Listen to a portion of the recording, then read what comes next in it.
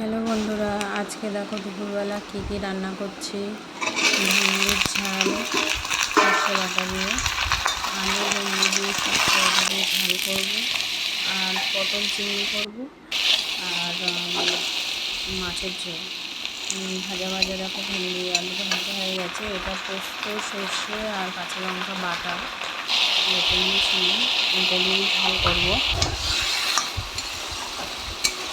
সর্ষে দিয়ে ঝালটা দেখো দিয়ে দিয়েছি, কষা হয়ে গেছে। জল দিয়ে ঢাকা দিয়ে দেবো।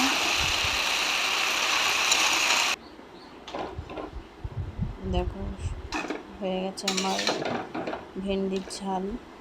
এরপরে বানাবো আমি পটল আলু চিংড়ি মাছের তরকারি।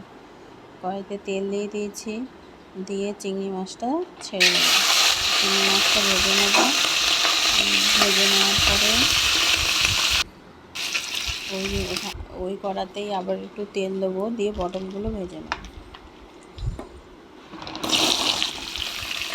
পটলগুলো লাল লাল করে ভাজা হয়ে গেছে, আর ভাজা হয়ে গেছে। এবার কড়াইতে আবার তেল দেবো, দিয়ে গোটা গরম মশলা, তেজপাতা আর শুকনো লঙ্কা ফোড়ন দিয়ে আলুটা দেবো।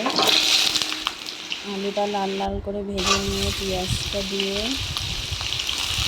লাল লাল করে ভেজে নেবো। তারপর আদা রসুন বাটা, লঙ্কার গুঁড়ো,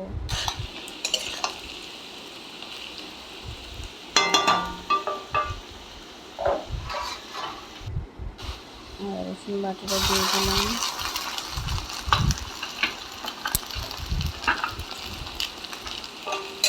দিয়ে আদা রসুন বাটা কাঁচা লঙ্কাটা নাড়ার পর্যন্ত নাড়বো। নাড়ার পরে টমেটো দিয়ে দিচ্ছি।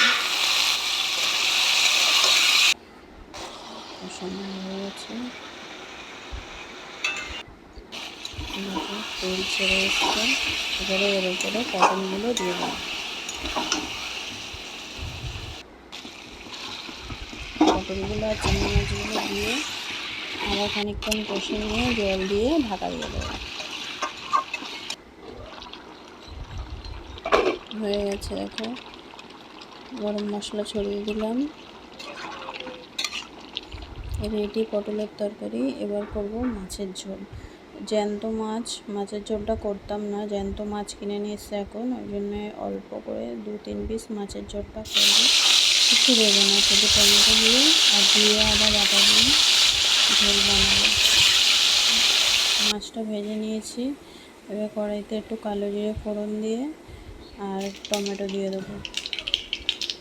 টমেটোটা ভাজা ভাজা হয়ে গেলে এবারে আদা, জিরে, হলুদ একসাথে আমি এটা রেখে দিয়েছিলাম, এটা দিয়ে দেবো। দিয়ে একটু কষিয়ে নেওয়ার পরে মাছগুলো দিয়ে দেবো। এটাকে নেড়ে নিয়েছি, নেড়ে এবারে এর মধ্যে জল দিয়ে দেবো।